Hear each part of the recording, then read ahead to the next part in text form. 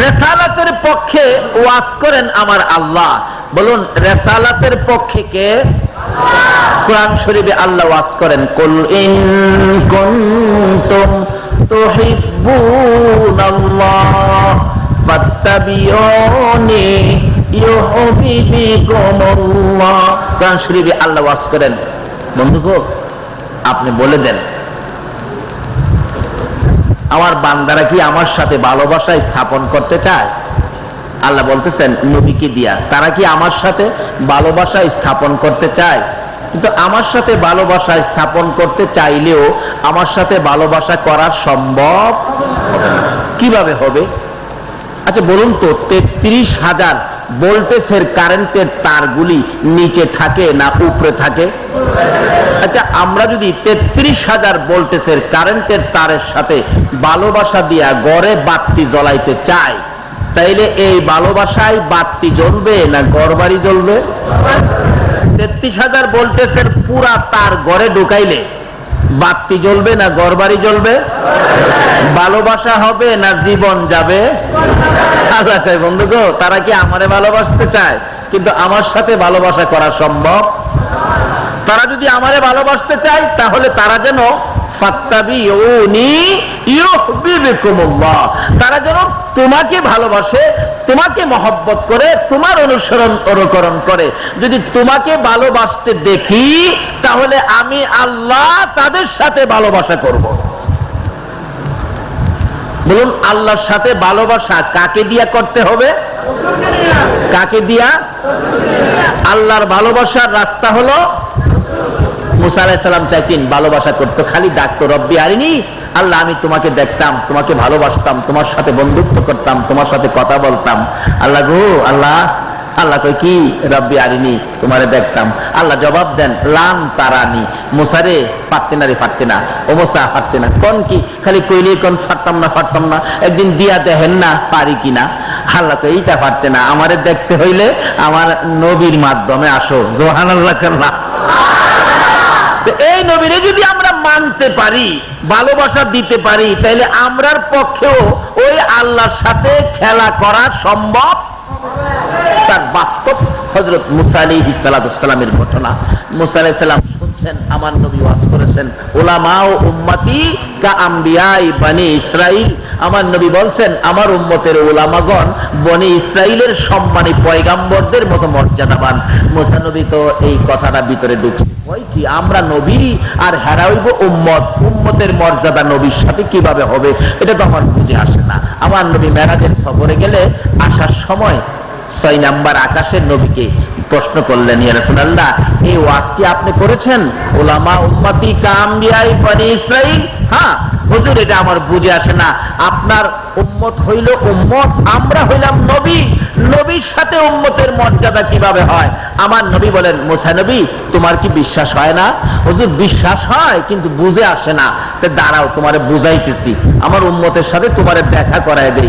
ওই 6 নাম্বার আকাশ থেকে আমার নবী ডাকতে ছিলেন, ইয়া গাজ্জালি, ইয়া গাজ্জালি।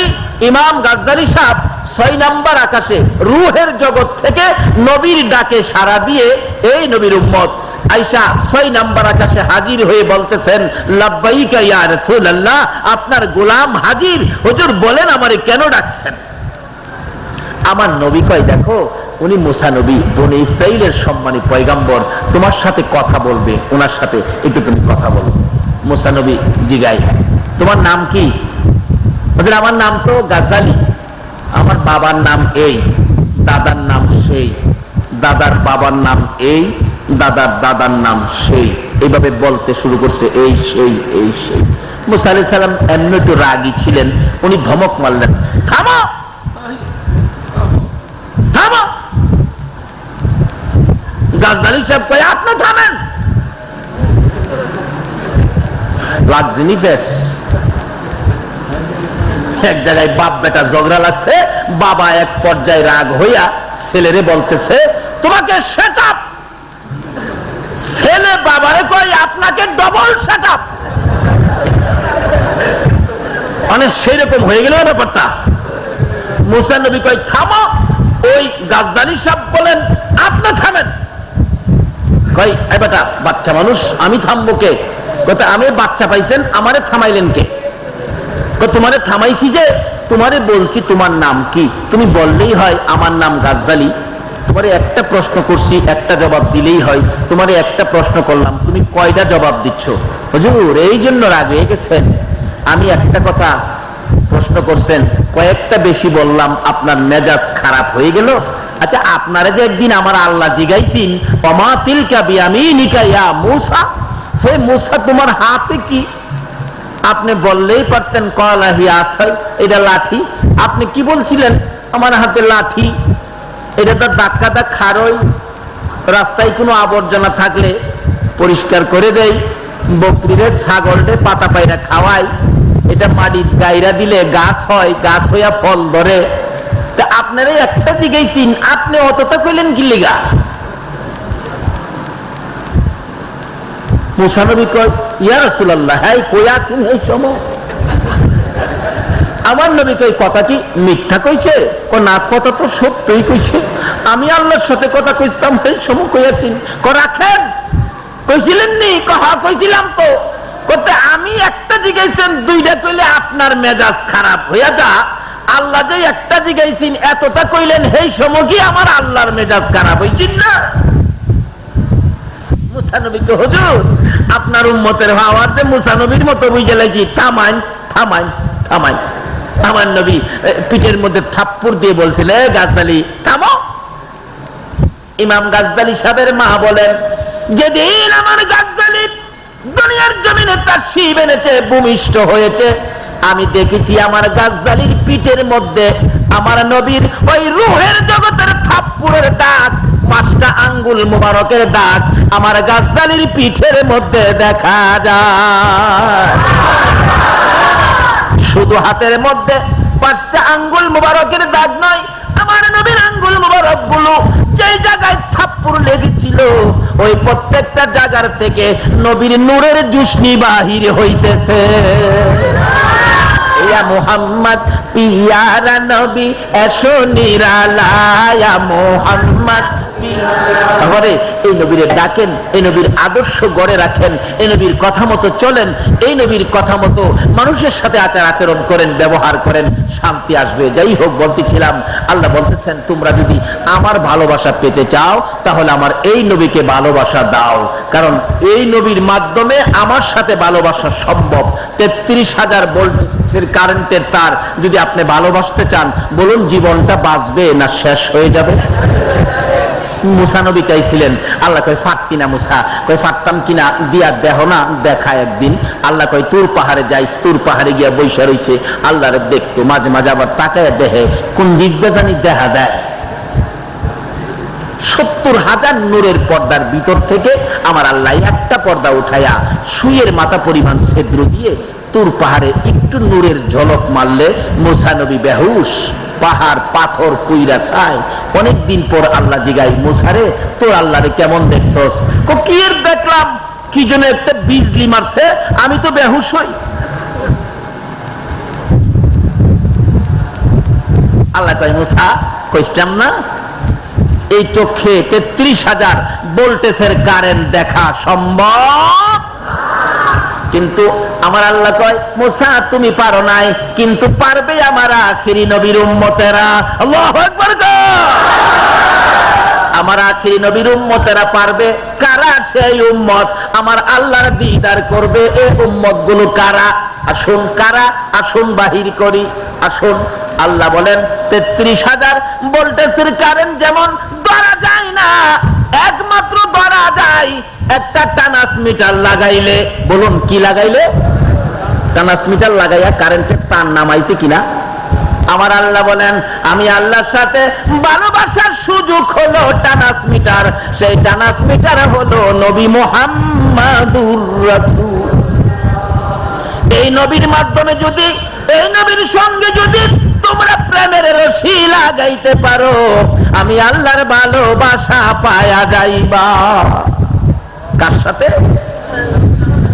দেখেন ট্রান্সমিটার 33,000 ভোল্টেজের লাইনের থেকে যারা ট্রান্সমিটারের মাধ্যমে কারেন্ট নামাইছে।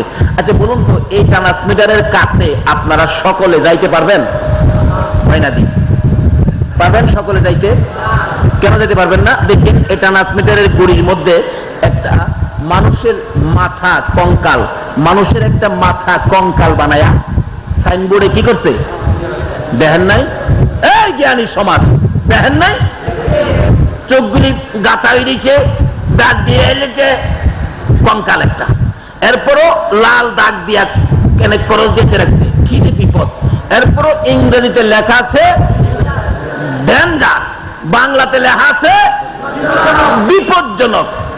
কারণ এটা 33,000 ভোল্টেজের সাথে এটার সম্পর্ক, এইটার কাছে গেলে কিন্তু এই অবস্থায় দেবো গা কঙ্কাল। কিন্তু বোঝা গেল সকলে এটার কাছে এলোমেলো ভাবে যেইভাবে ইচ্ছে সেইভাবে এর কাছে যাওয়া সম্ভব। কিন্তু কিছু কিছু লোক আছে এই ট্রান্সমিটারের কাছে যায়, যারা বিদ্যুতে হয় না, যারা বিদ্যুতে চাকরি করে। এই লোকগুলি যায় কিনা বলুন তো? আচ্ছা, যায় কি বেয়াদব হইয়া না আদবের সহিত? দেখবেন হাতের মধ্যে প্লাস্টিকের মোজা লাগাইছে, হাতের মধ্যে, পায়ের মধ্যে গামবুট লাগাইছে, এরপরও দেখবেন কত সাবধানে যাইতেছে। তারা যাইয়া আমাদের ঘরে বাতি জ্বালানোর জন্য কানেকশন দিছে। তারা হইতো না, আপনি দিছেন? আমার আল্লাহ বলেন, আমি আল্লাহর সাথে সম্পর্ক যদি করতে চাও, ভালোবাসা করতে চাও, আমার ভালোবাসার ট্রান্সমিটার হলো নবী মুহাম্মদুর রাসূলুল্লাহ। আমার নবী হলেন ট্রান্সমিটার, আর এই নবীর ট্রান্সমিটার থেকে তোমরা কানেকশন বাড়ি বাড়ি নেওয়ার জন্য এই ট্রান্সমিটারের বিদ্যুৎ মিস্ত্রি হলো গাউসুল আজম গাউস পাক। জোরে জোরে কন্যা সুবহানাল্লাহ। গাউসে পাক আল্লাহর ওলি। বলুন, গাউসে পাকের মা বাবার চরিত্রের মধ্যে কোনো বেজাল ছিল? গাউসে পাকের মা বাবার চরিত্রের মধ্যে কোনো বেজাল নাই। অথচ গাউসে পাক এমন এক মার পেটে, এমন এক বাবার সন্তান, যখন মায়ের পেটে ছিলেন গাউসে পাকের মা উম্মুল খায়ের ফাতেমা। ও মা বোনেরা, তুমি যদি অন্তত পক্ষে গাউসে পাক তো আর হবে না, কিন্তু গাউসে পাকের মতো একটা সন্তানের মা যদি নাও হতে পারো, মুহসিন আউলিয়ার মতো একটা সন্তানের মা এখনো তুমি হতে পারো। গাউসে পাক ছোটকালে একদিন বলতেছেন, মা মা কি তোমার কাছে আমি মাপ চাই, বেয়াদবি করছি মা, আমার মাফ করে দিও। গাউসে পাক বলেন, আমি বেয়াদবি করছি মা, আমার মাফ করে দিও। মা কই, বাবা ছেলেটা আমার পাগল, এইভাবে আমার মাপ চাইতেছো, তুমি কোন দিন আমার সাথে বেয়াদবি করছো? তুমি তো কোনোদিন বেয়াদবি করো নাই। গর্তে বাহির হইয়া যখন মাদ্রাসায় যাও, আমি মার পায়ে সালাম করে তারপরে মাদ্রাসায় গেছো, আয়েশা সালাম করছো, বেয়াদবি তো কোনোদিন করো নাই। মা একদিন বেয়াদবি করেছি। আল্লাহু আকবার বলো। কোন দিন বাবা? মহিলাদের একটা খাসিলত আছে, যখন মহিলারা গর্ভবতী হয়, পেটে যখন বাচ্চা থাকে, দেখবেন তাদের একটু টক জাতীয় কিছু খাইতে তাদের কি হয়? ইচ্ছে হয়। তাদের কি হয়? আপনার আমার মাও এরকম টক জাতীয় জিনিস খাইতে ইচ্ছে হয়েছে। গাউসে পাকের মা উম্মুল খায়ের ফাতেমা যখন গাউসে পাক আল্লাহর ওলি মার পেটে তাশরীফ নিলেন, আল্লাহু আকবার বলুন। যারা নবীর সাথে আল্লাহ পাওয়ার ট্রান্সমিটারে কানেকশন লাগায়, তারাই হলো আল্লাহর ওলি। যেমন বিদ্যুতের মিস্ত্রি রাখছেন না, ট্রান্সমিটারে গিয়া লাইন দেয়, আমরার ঘরে বাতি জ্বলতো, আল্লাহর ওলিরাও ওই নবীর ট্রান্সমিটারে আল্লাহ পাওয়ার কানেকশন দেয় আমাদের পক্ষ থেকে। আল্লাহর ওলিরা বলতেছেন, বাবা কি বেয়াদবি করছো? মা, আমি যখন তোমার পেটে ছিলাম, তুমি তো তোমার বাবা দরবেশ আব্দুল্লাহ ইবনে শুয়াইমের বাড়িতে গেছিলা। বাবার বড় ফলের বাগান ছিল। কিসের বাগান? আগেকার দিনে যারা ধনী মানুষ ছিল, ভদ্রলোক ছিল, তাদের বাড়ির আশেপাশে ফুল ফলের বাগান থাকতো, সুন্দর পরিবেশ থাকতো। বাবা, মাগো, তোমায় যে তোমার বাবার ফলের বাগানে যাইয়া বাড়ির ভিতরে আঙ্গুর গাছ থেকে আঙ্গুরের ছড়া পারতে চাইছিলা, আমি তোমার পেটে ছিলাম, ছড়া পারতে চাইছিলা নি মা? কহ পেটে থেকে কি করছে সেইটা কইতাছে। নবীর সাথে যোগাযোগ থাকলে এগুলি করা সম্ভব হবে কিনা বলুন তো? আচ্ছা, এরকম অলিরা যাদের নবীর সাথে সম্পর্ক, তাদের সাথে যোগাযোগ রাখলে উপকার হবে না ক্ষতি হবে? বাস্তবে আসুন, ভারতে ঘুমিয়ে আছেন হাজী আমদাদুল্লাহ মুহাজির মক্কি, যিনি নবীর কত বড় আশেক ছিলেন। কোন দিন ভারতের জমিন থেকে বাতাসের উপর ভর করে পাখির মতো উইরা মসজিদে নববীতে যায় জামাতে শরীক হইত, বাতাসে ভর করে জামাতে শরীক হইত মসজিদে নববীতে। ওনার কাছে একদিন একটা লোক বলতেছেন, হুজুর আমার একটা ছেলে হারায়া গেছে, অনেক দিন যাবত ছেলেটারে পাই না, হুজুর বলুন তো ছেলেটা জীবিত আছে কিনা?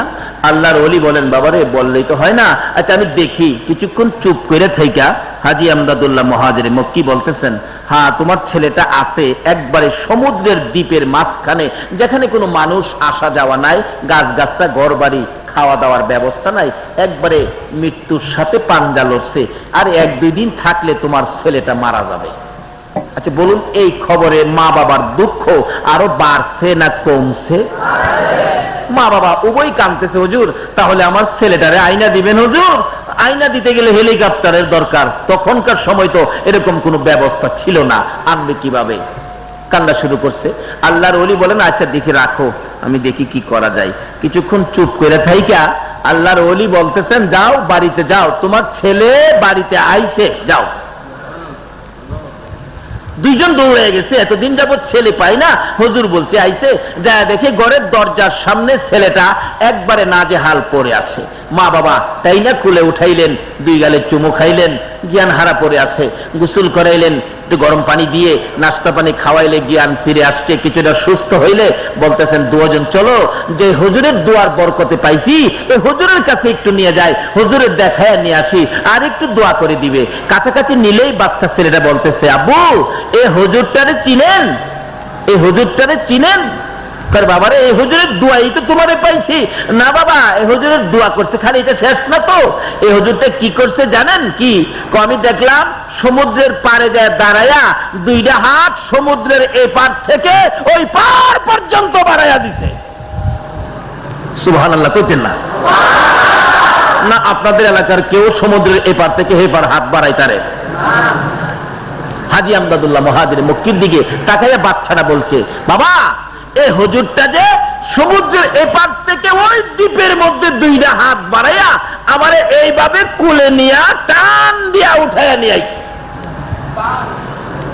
তাইলে আল্লাহর ওলি কি উপকার করলো না ক্ষতি করলো? এই ওলিদের সাথে দুশ্মনী কিসের? কেন দুশ্মনী করেন? এখন কি এই বেলায়েতের পক্ষে যাবেন না বেলায়েতের দুশ্মনী করবেন? এরকম উপকার মার পেটের থেকে করেছেন গাউসে পাক। আল্লাহু আকবার। ডাকতেছে কিভাবে? মা বেয়াদবি করেছিলাম, ক্ষমা করে দিয়েন। কোন দিন রে বাবা বেয়াদবিটা ছিল? আপনি যেদিন আমি পেটে থাকতে আপনার বাবার আঙ্গুরের বাগানে একটু টক জাতীয় আঙ্গুর খাইতে আঙ্গুরের ছড়াটার দিকে হাত বাড়াইছিলেন, খেলাছে মা। তখন তোমার কি হয়েছিল? হঠাৎ আমার কলিজার মধ্যে বেদনা উঠছিল, আমি তখন বসে গেছি। গাউসে পাক বলেন, মা কলিজায় বেদনা উঠে নাই, আমি উঠাইছি, আমি উঠাইছি। কি কেন?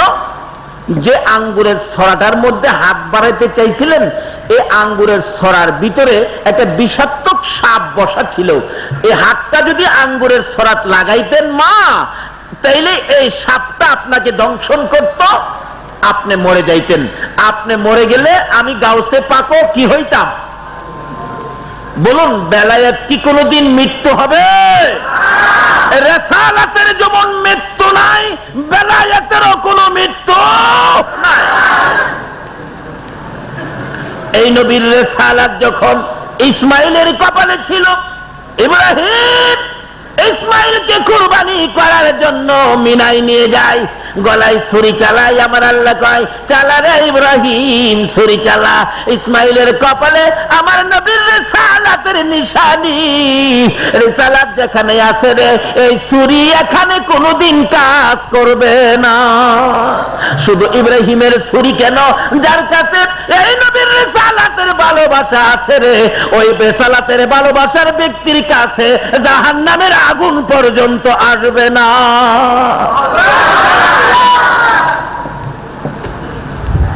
আজকে রিসালাতের পক্ষে থাকুন, বেলায়েতের পক্ষে থাকুন।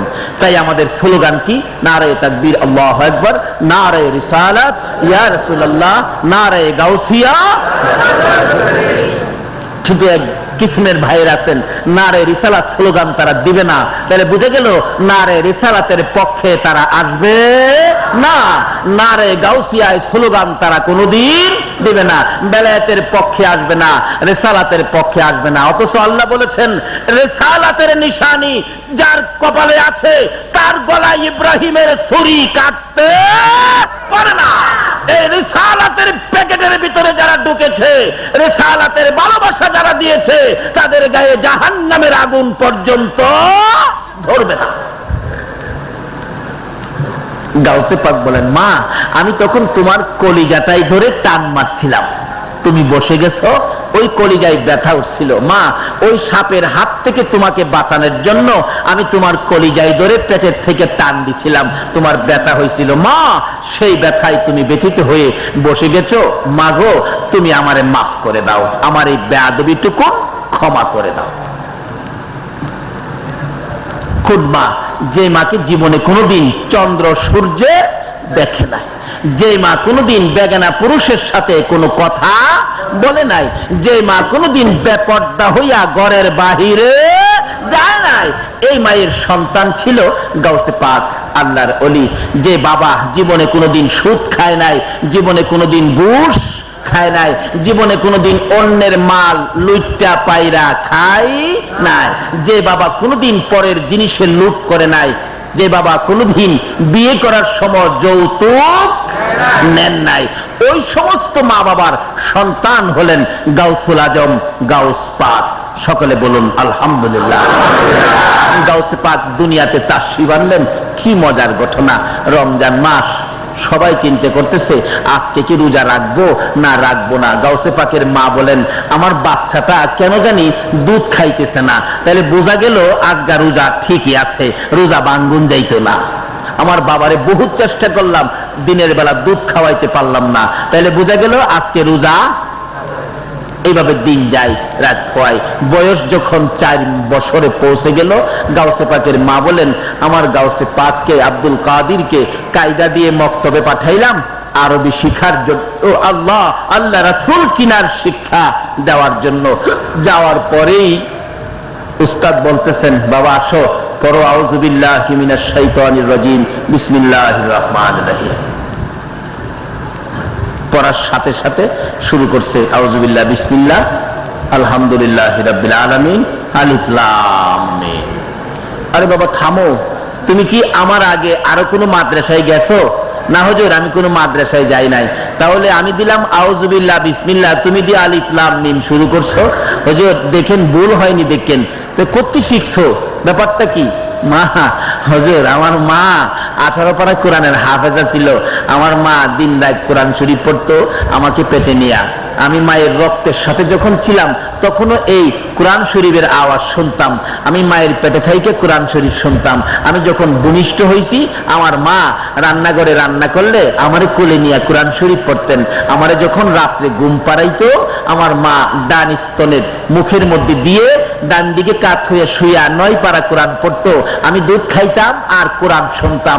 আবার বাম দিকে ফিরে আমাকে বাম দিকে নিয়ে বাম স্তন মুখে দিয়ে 9 পারা পড়তো। এইভাবে 2 দিকে 9 9 18 পারা পড়ে পড়ে আমারে ঘুম পাড়াইতো আর আমি দুধ খাইতাম কোরআন শুনতাম। এইভাবে 18 পারা কোরআনের হাফেজ হয়ে গেছি।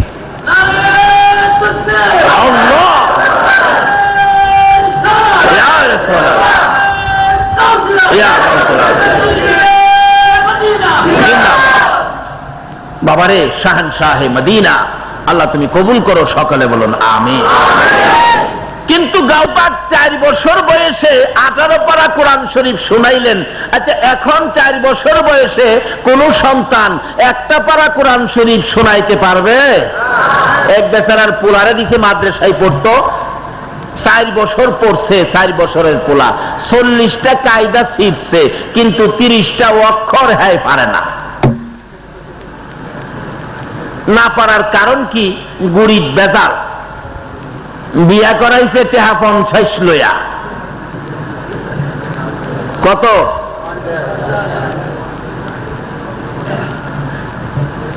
বিয়া যে 50 লইয়া করাইলেন, বিয়াটা কি নবীর তরিকা মতো হইছে? এক বেচারা কুয়ার মধ্যে বিলাই পড়ে গেছে। কুয়া চিনেন না? নিচে যে গর্ত, কুয়ার মধ্যে বিলাই পড়ে গেছে। বিলাই তো পয়রা মরে গেছে, ময়রা পয়সা গন্ধ ছুটছে। এখন হুজুরের কাছে গেছে, মসজিদের ইমাম সাহেব, হুজুর হুজুর কুয়ার ভিতরে বিলাই, দুর্গন্ধে কিছু করার নাই, কি করব এখন বলেন? ইমাম সাহেব বলেন 40 বালতি পানি ফালাই দাও। তাই বেটা 40 বালতি পানি উঠাইয়া ফালাইছে। অহন গিয়া কয়, হুজুর আগে তো না দইরা থাকতারছি, আপনার কথা মতো 40 বালতি পানি ফালাইছি, ওখানে আর নাক না ধরে থাকতে কেন? গন্ধ আরো বাড়ছে। বিলাই কই? বিলাই তো কুয়া, তো বিলাই কই? কুয়ার ভিতরে। বিলাই ফালাইছো না? আপনি তো বিলাইয়ের কথা কইছেন না, কইছেন পানি ফালাইতাম। আচ্ছা বলুন, বিলাই না ফালাইয়া 40 বালতি কেন? 40,000 বালতি পানি ফালাইলে এই দুর্গন্ধ যাইব? এখন নবীরে ভালোবাসেন ঠিক, বিলাই কইলাম ফালাইছেন না, বিলাই ফালাইলেন না, হয়তো সামাজিক অশান্তি যাইতো না। বিলাই আগে ফালাইন, পরে 40 বালতি পানি ফালাইন, কুয়ার পানি পবিত্র হয়ে যাবে। এখন বিয়া আছে, সব ঠিক আছে, মোতাবেকে সরা, আমার মোয়াক্কেলা, আনোয়ারা নিবাসী, ইমুকের বেটি, এই সেই দিন মোহর ধার্য কইরা হ্যান্দাতে 50 লইছে, এই ডার কয় না। মিটামিটি কাটাইলাম জিন্দেগি, কন্যা মিছামিছি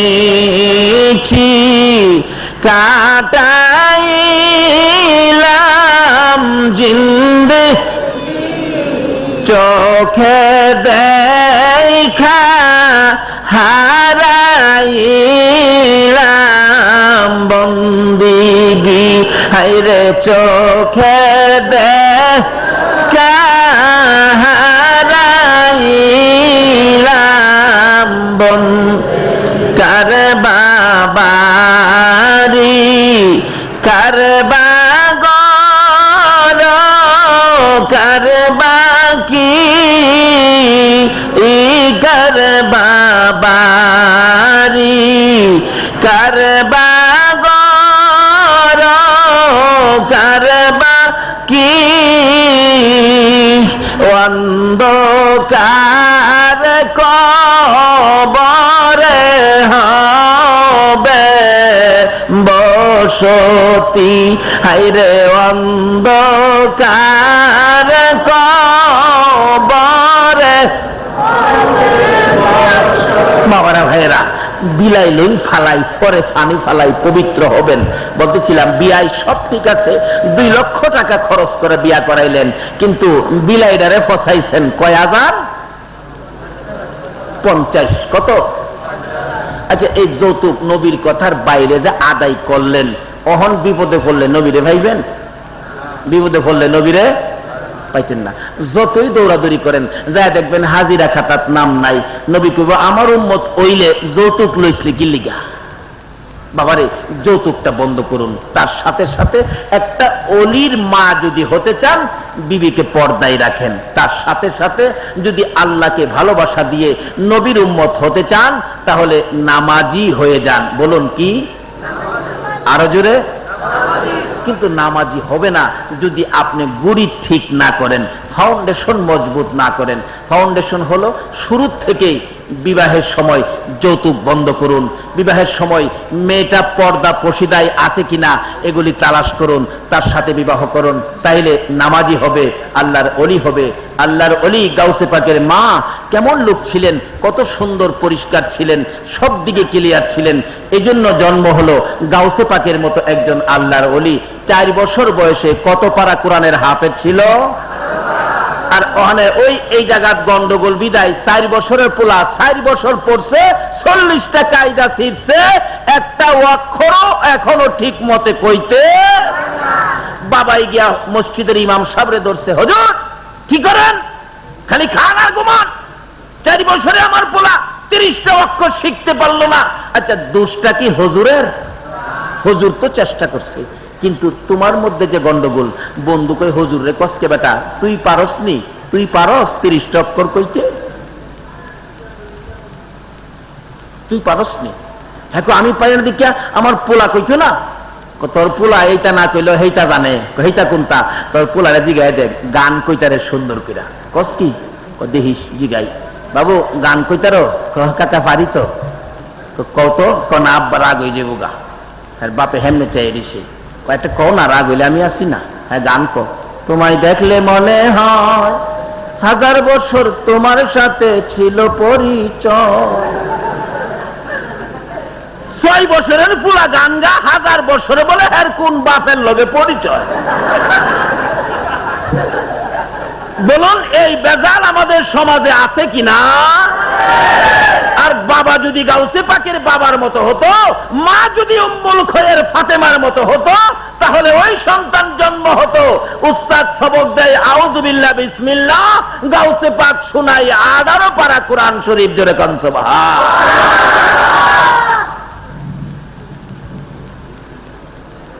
কয় পারা শোনাইছে? আচ্ছা এমন একজন ওলির সাথে সম্পর্ক থাকলে লাভ হইবনি?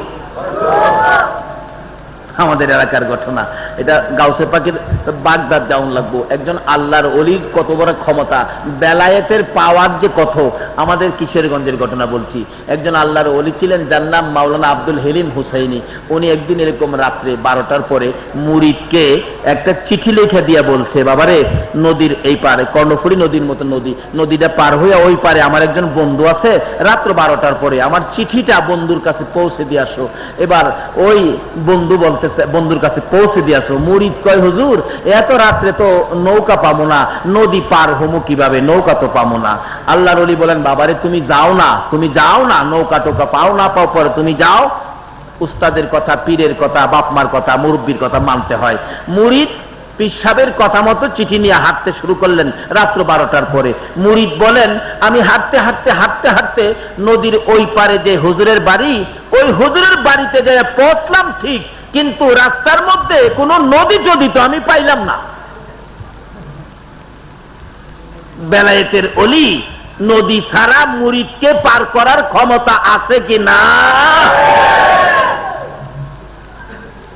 এই ওলিরাই হলো নবীর সাথে ভালোবাসার তার লাগাইয়া দেওয়ার মিস্ত্রি, নবীর সাথে ভালোবাসার কানেকশন লাগাইবার মিস্ত্রি আল্লাহর ওলিরা।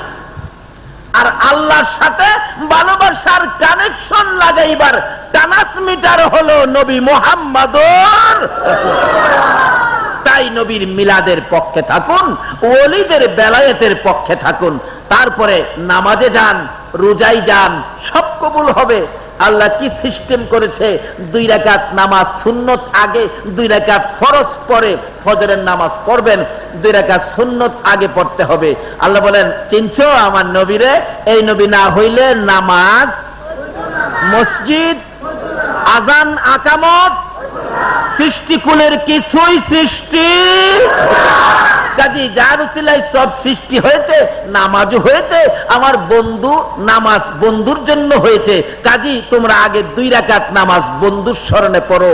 আমি আল্লাহকে পাওয়ার জন্য, ইবাদত করে আমাকে খুশি করার জন্য আমার বন্ধু হলো দরজা। বন্ধুর 2 রাকাত নামাজ, দরজার 2টা পাট। এই 2টা পাট 2 রাকাত সুন্নত আদায় করে যারা খুলতে পারবা, তোমরা আমি আল্লাহর দরবারে আসতে পারবা।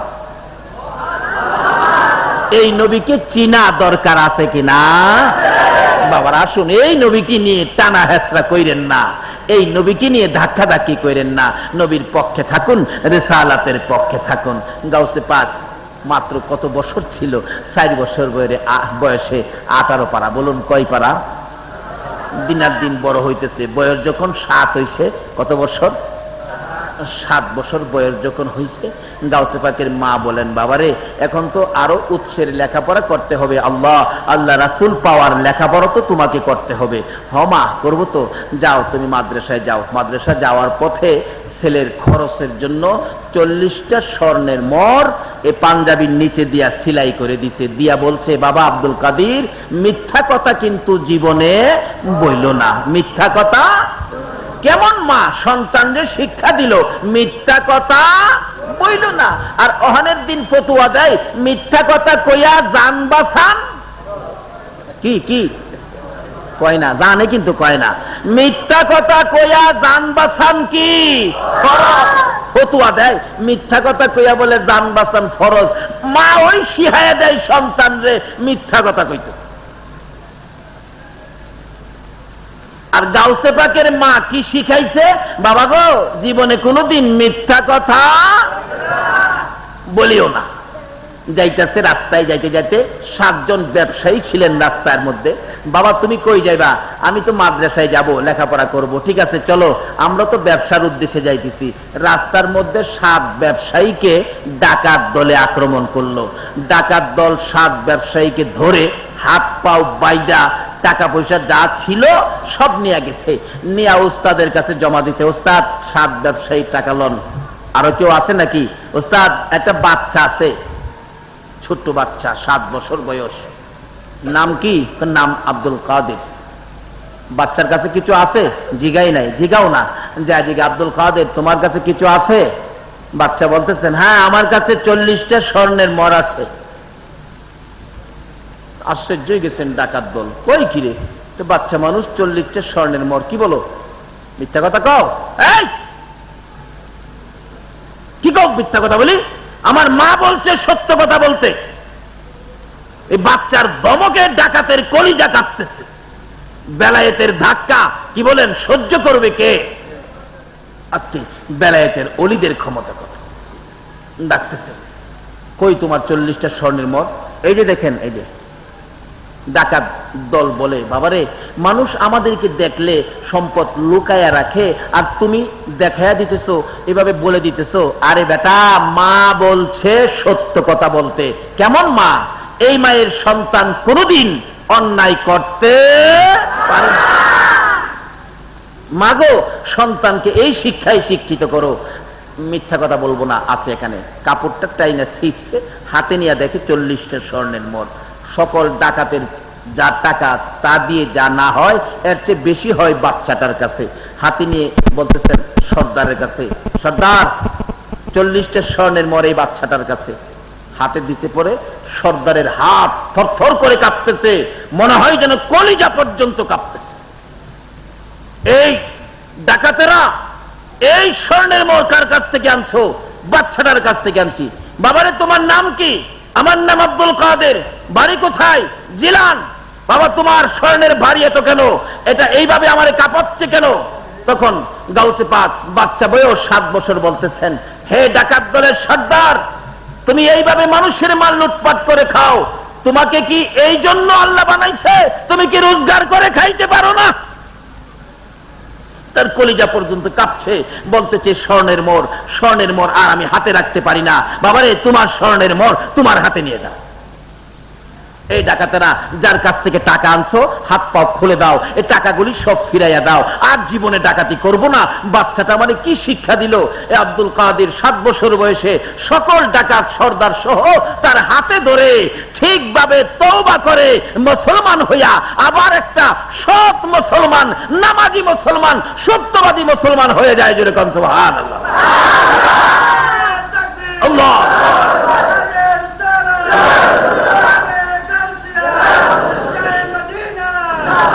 7 বছর বয়সে, 7 বছর বয়সে বেলায়েতের পাওয়ার কত? বেলায়েত কি জিনিস? আজকে সেই বেলায়েতের পক্ষে আমরা আসতে রাজি না। এই বেলায়েতের শক্তি যদি কারো পক্ষে কাজ করে, বলুন কোন বিপদ আপদ থাকতে পারে?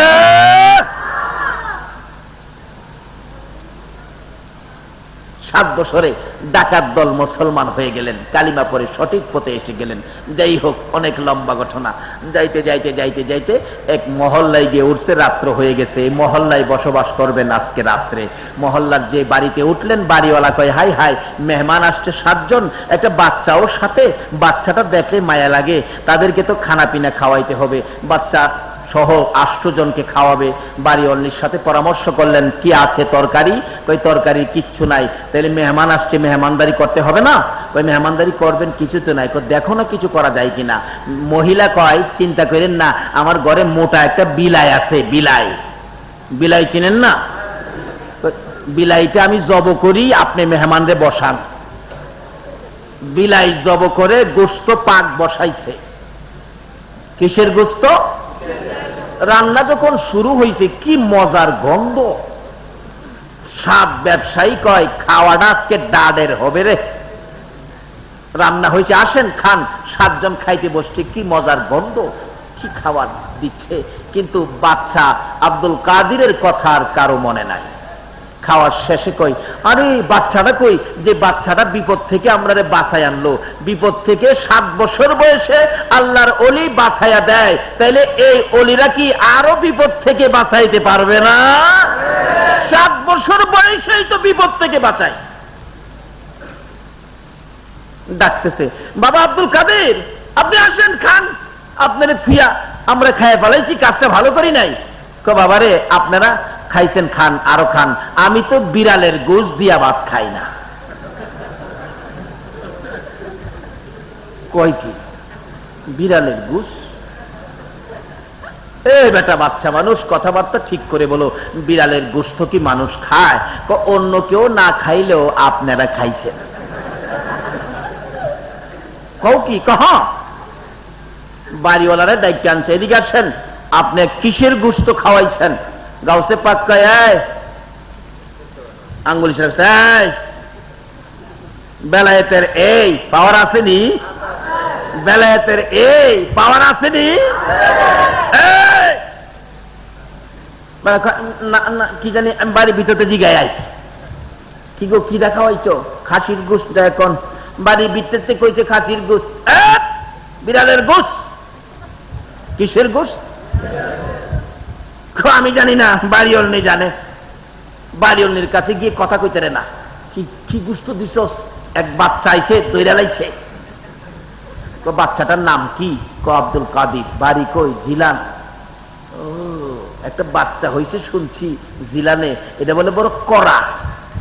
হেই পেছো পড়লাম না, যায় কোন খাসি খাসি খাসি। আব্দুল কাদির কয়, খাইছেন বিড়াল? মিথ্যা কথা কন। খাসি কয় যে আমরা যে বিড়াল খাইছি তার প্রমাণ কি? গাউসে পাক বলেন, আমি প্রমাণ করতেছি। কেমনে? আপনার পেটের ভিতরে যারা আছে হেরাই কইব। হেরাই কি কইব? 7 বছর বয়স। কয় বছর? আরে কেমন মা বাবার সন্তান 7 বছর বয়সে আগুন লাগাইতেছে। তো তাই কবি বলেন, কি আগুন লাগাইয়া গেল আউলিয়া আল্লাহর। বলুন, কি আগুন লাগাইয়া গেল। আরে সেই আগুনে জ্বলে পড়ে হইয়াছি আঙ্গার। সেই আগুনে জ্বলে পড়ে হইয়াছি আঙ্গার। কি আগুন লাগাইয়া গেল আউলিয়া। চিনলেন না তো? ওলিদের খেলা তো দেখলেন না? আল্লাহ বলেন, আমার প্রেমের ট্রান্সমিটার নবীজি, আর এই ট্রান্সমিটারের মিস্ত্রি হলো, ইঞ্জিনিয়ার হলো আমার ওলিরা। জোরে কোন সুবহানাল্লাহ। এই ওলিদের কাছে গেলে তোমার নূরের বাতি জ্বালাইবার কানেকশন আমার নবীর সাথে লাগাইয়া দিব। আজকে চিনেন না সেই ওলিদেরকে। আবার কেউ কেউ ফতুয়া দেয় ওলিদের কাছে যাওয়া তো শিরিক। ওলিদের কাছে যাওয়া বলে শিরিক। ফতুয়া দিয়া ফেলাইছে শিরিক। শিরিক কোন জিনিস যাইলে আল্লাহর কাছে চাইবেন, আল্লাহর কাছে যাইবেন। ওলিদের কাছে কেন যাইবেন? আচ্ছা বলুন তো, আল্লাহর কাছে চাইবেন, আল্লাহর কাছে যে যাইবেন, আপনাদের এলাকার রাস্তাঘাট ভাঙ্গা গেলে রাস্তাঘাট ঠিক করার মালিক তো সরকার, কি বলেন? ঠিক করার মালিককে। আচ্ছা আপনারা কি সরকারের কাছে চান না এলাকার মেম্বারের কাছে চান? মেম্বার সাহেব ভোট দিয়া পাস করাইলাম, রাস্তাটা দেখেন না, রাস্তার জন্য কিছু গমের ব্যবস্থা করেন। আচ্ছা এই রাস্তার তো গম দিব সরকার, আপনি যে মেম্বারের কাছে চাইলেন এটা শিরিক হইছে না? আসলে দিব সরকার ঠিক, সরকার এখানে আসবে না, সরকার পর্যন্ত এই রাস্তার ভাঙ্গার খবরটা পৌঁছে দেওয়ার জন্য এটার সিস্টেম হলো মেম্বার।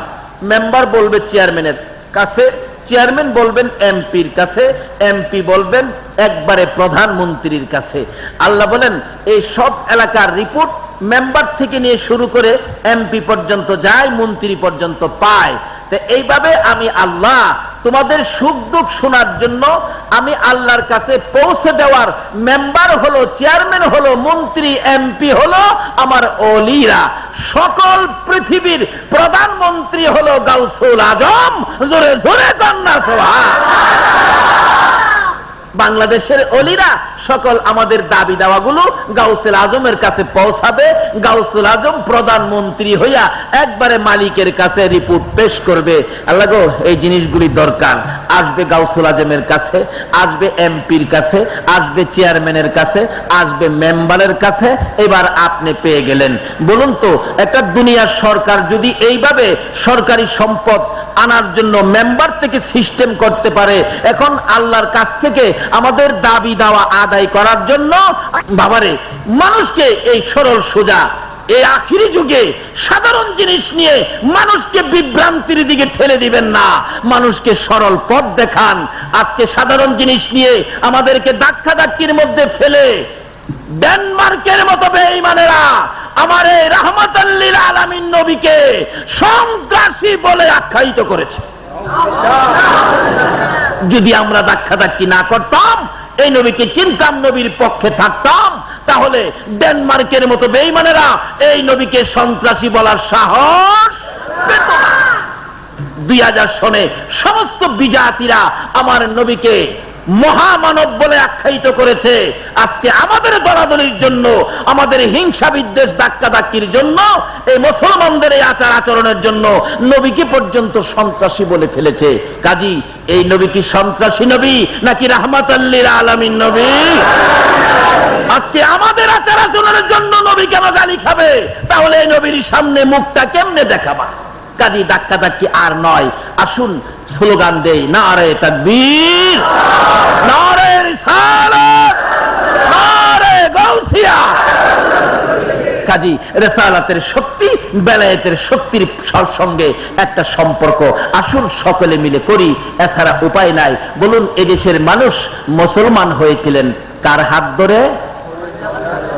অলির হাত ধরে। হযরতে শাহজালাল ইয়ামিনী রহমাতুল্লাহ আলাইহি এই বাংলার জমিনে এসে এদেশের মানুষকে বেলায়েতের আলো দিয়ে আল্লাহ রাসূল চিনিয়েছেন। কাজী যাদের হাত ধরে আমরা আল্লাহ রাসূল চিনিয়েছি, যাদের দ্বারা এদেশের মুসলমান হয়েছি, যাদের চেষ্টায় আমরা কালিমা পেয়েছি, তাদের সাথে সম্পর্ক এখনো রাখি।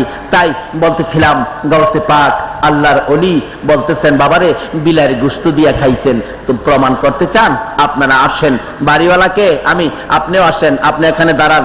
7 জন দাঁড়াইছে পরে গাউসে পাক 7 বছর বয়স ডাকতেছে, এই 7 জনের পেটের ভিতরে তোরা কিসের গোশত একটু আওয়াজ দিয়ে বুঝাইয়া দিত। 7 জনের পেটের ভিতর থেকে আওয়াজ আসতেছে মিয়াও মিয়াও। মানে মেয়াও যখন পেটের ভিতর করে, হাই খালি পেট চিপে।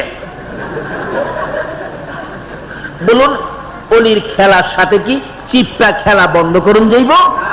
এক বেচারা বিদেশ থেকে ঘড়ি আনছে, ঘড়ির এলান কত সুন্দর এলান আছে না, ঘড়ি টন টন করে 15 মিনিট পরে, এরকম ঘড়ি আছে না। তো এই ঘড়িটার অভ্যাস ছিল 15 মিনিট পর পর আজান দিত।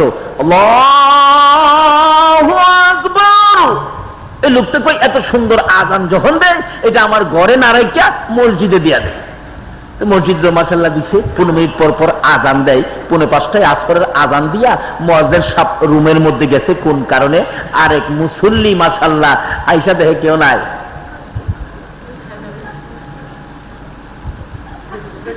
আল্লাহ সুন্নত পড়তেছে। এই চরিত্রে আছে না আমরা?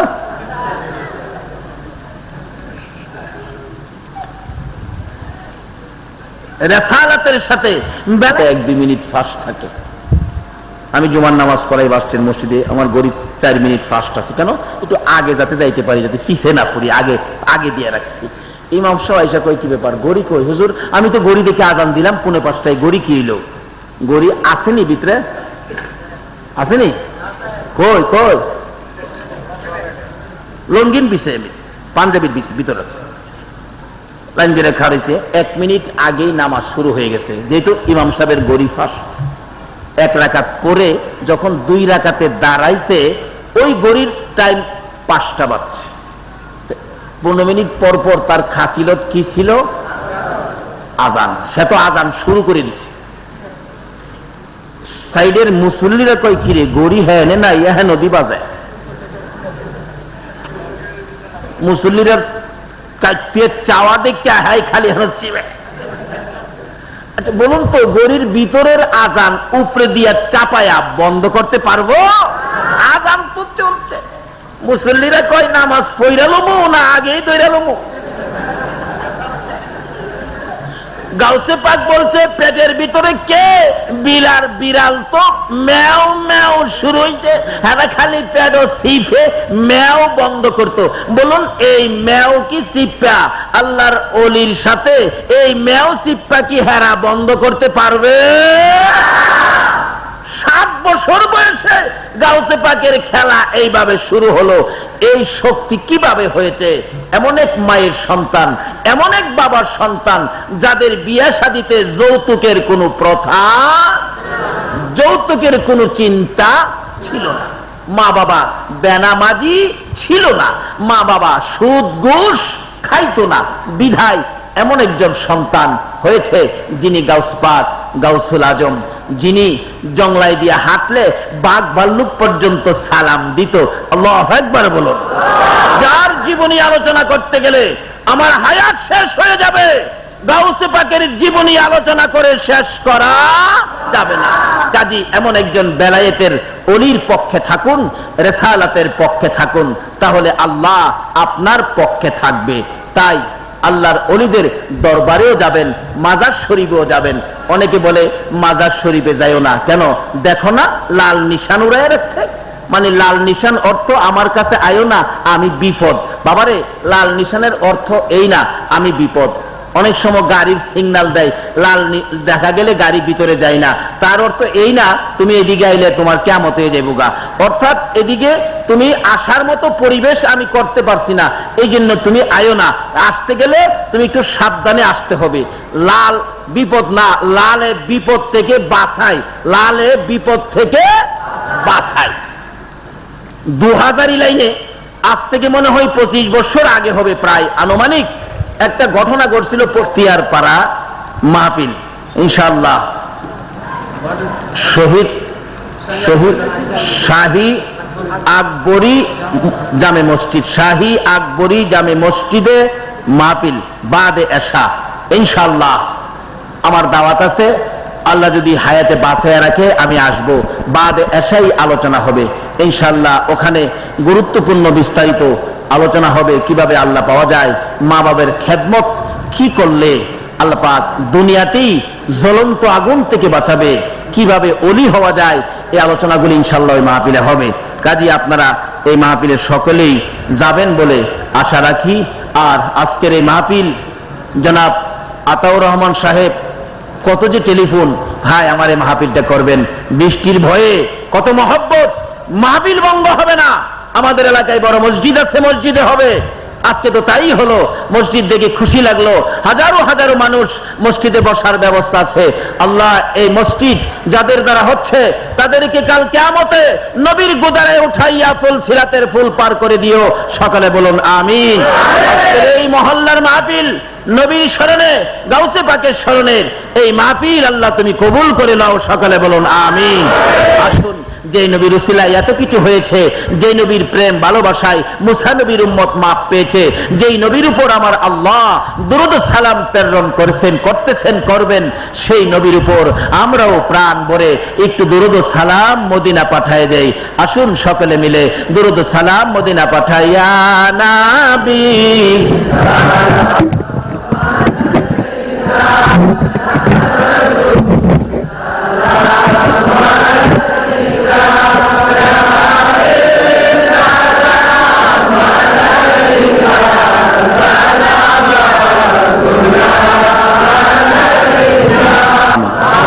আসুন দোয়া করি, সকলের দোয়ায় শরীক হন। আল্লাহ যেন আমাদেরকে এই মাহফিলের বরকত, ফাতিহা ইয়াজদাহমের বরকত, পবিত্র ঈদে মিলাদুন নবীর বরকত যেন নসিব করেন, সেজন্য আমরা আল্লাহর দরবারে দোয়া করব। আল্লাহুম্মা আমিন। রব্বানা যালামনা আনফুসানা ওয়া ইন লাম তাগফির লানা ওয়া তারহামনা লানাকুনান্না মিনাল খাসিরিন। রব্বিরহামহুমা কামা রাব্বায়ানি সগীর। রব্বুল আলামিন, রাত্র 1:30 বাজে গেছে রে আল্লাহ, এত সময় কোন দিক দিয়ে গেল একবারে টের পাই নাই।